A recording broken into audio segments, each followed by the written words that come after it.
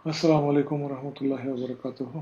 मेरे प्यारे दोस्तों, आज मैं शायर की बात एक दोस्त के साथ की तीसरी नशिस्त रिकॉर्ड करने जा रहा हूँ।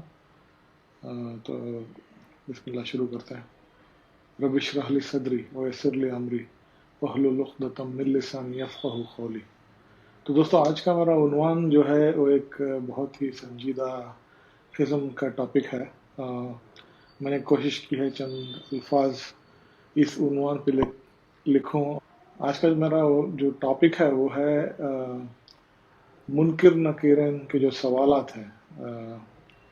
जब हमारी ज़िंदगी का इख्तिताम होगा और ख़बरों में जब हम जा बसेंगे, फ़ौरन फ़ौरन इसके बाद ही इन सवालों की श्रृंखला जो है वो शुरू हो जाएगी, जिस तरह से हदीस में आया है। तो मैंने कोशिश की है कि इस मौजू पे कुछ लिखूं। मैं हाल ही में हमारी फैमिली में एक डेथ हुई थी जिस जिसकी वजह से मैं खुद भी इस टॉपिक के ओर इबरत के लिहाज से मुतवज्जा हुआ और मैंने कोशिश की कि इसके ऊपर कुछ लिखूं। तो इंशाल्लाह उम्मीद करता हूं कि आपको पसंद आएगी और आपकी भी गौर व फिक्र की जो तवज्जो है वो इस ओर जागेगी। इंशाल्लाह हम सब दुआ करते हैं कि हम मरते दम दम तक अल्लाह ताला हमें हमें ईमान के साथ रखे। तो दोस्तों, शुरू करते हैं। तो पहला शेर अर्ज़ है, करें सवाल मुनकिर नकीरन तो हम क्या जवाब दें।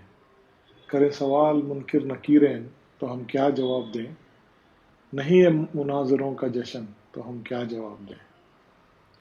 तो मैं कह रहा हूँ कि हम इस ओर मुतवज्जा होते नहीं है कि ये जो संजीदा सा एक मरहला है, इसमें क्या होने वाला है।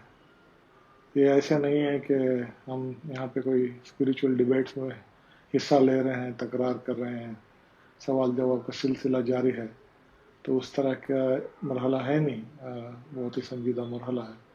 तो उस हिसाब से करें सवाल मुनकिर नकीरन तो हम क्या जवाब दें। नहीं है मुनाजिरों का जश्न तो हम क्या जवाब दें। तो ये मेरा पहला शेर है। दूसरा शेर अर्ज है इम्तिहान से पहले, है इम्तिहान से पहले सवाल सारे फराहम,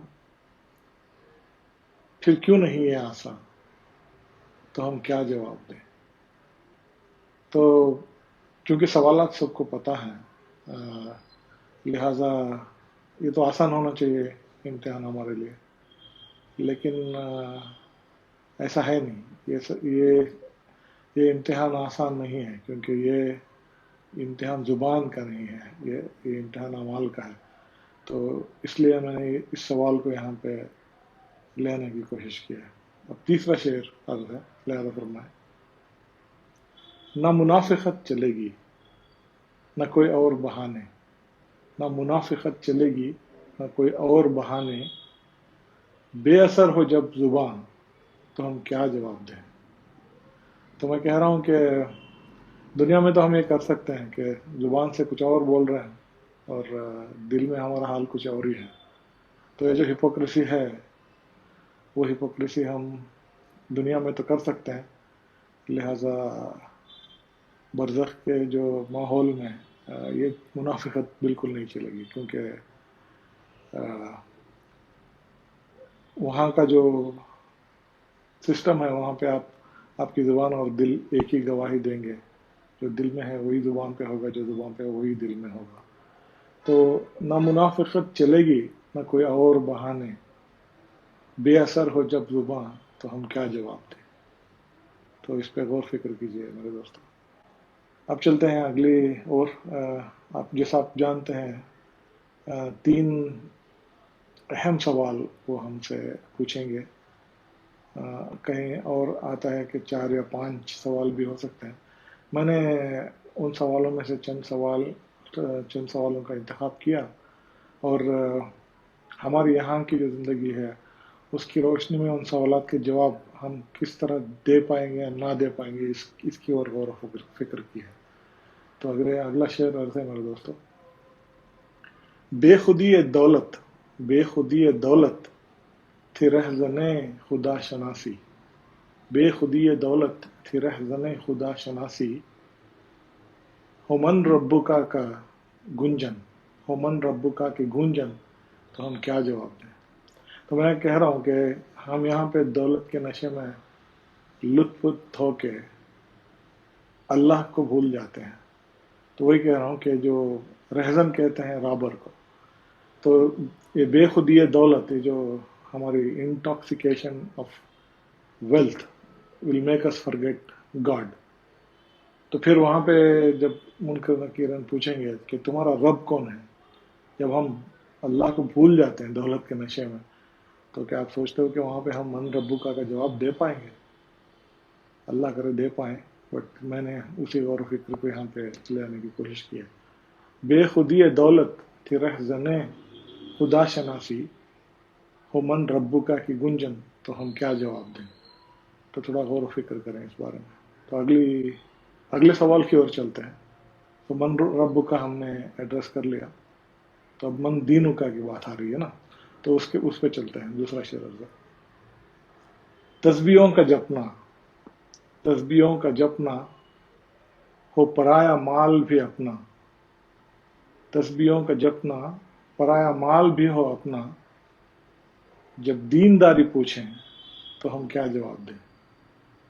تو یہاں پہ جیسے میں نے کہہ رہا تھا کہ ہپوکریسی یہاں پہ چل جاتی ہے، تم دکھاوے کے لیے اللہ کا نام لے سکتے ہو لیکن آپ کے اعمال کچھ اور ہی بتاتے ہوں گے۔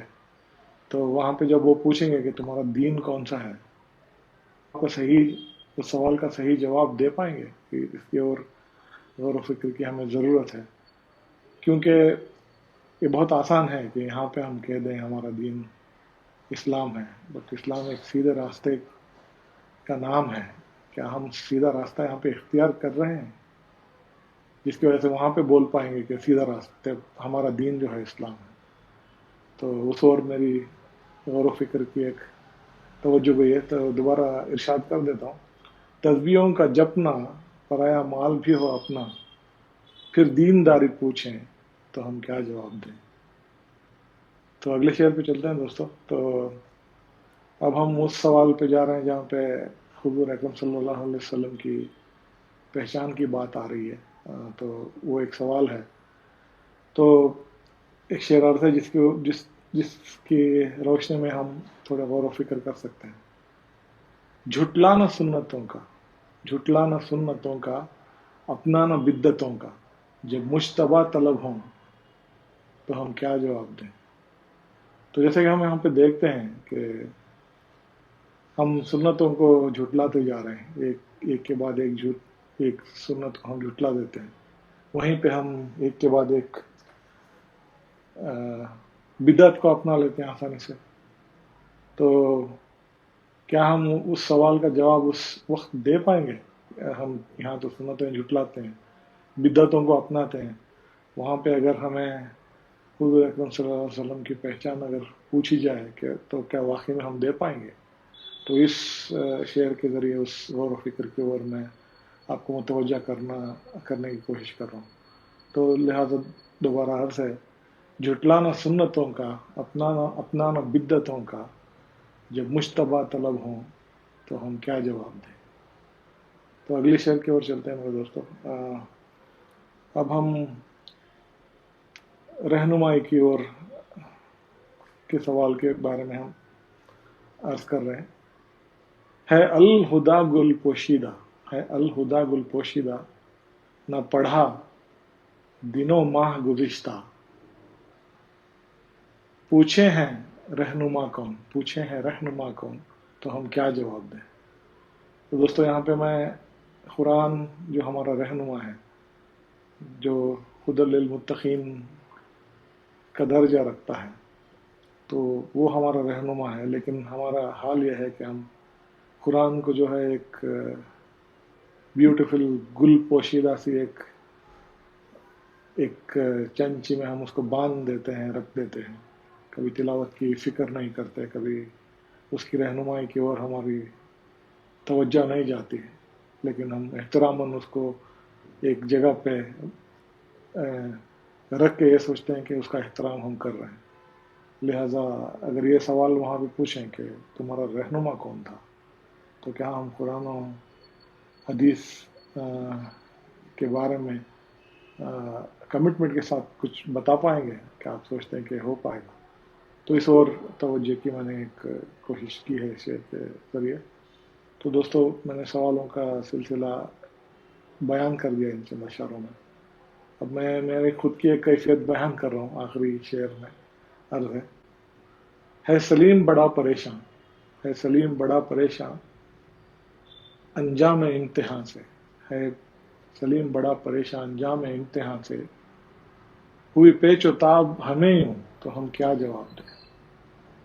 تو میں کہہ رہا ہوں کہ جب ایک سیریس جائزہ میں لیتا ہوں کہ کیا میں واقعی میں ان سوالوں کا جواب دے پاؤں گا، تو اعمال کی وجہ سے کنفیوژن رہتا ہے.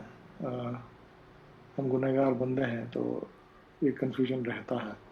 تو میں وہی یہاں پہ کہہ رہا ہوں کہ پیچ و تاب تو ہوتی ہے ہر ایک انسان میں، تو وہ مجھے بھی ہوتی ہے. تو اللہ کرے کہ ہم اس دن بڑی کامیابی حاصل کریں، اپنے اعمال کو درست کرتے ہوئے جائیں، اور ان سوالوں کا آسانی سے ہم جواب دے پائیں. اللہ سے یہی دعا کرتے ہیں. اور اسی کے ساتھ یہ نشست کو میں یہیں پہ اختتام کرتا ہوں. آخر دعوانا الحمدللہ رب العالمین.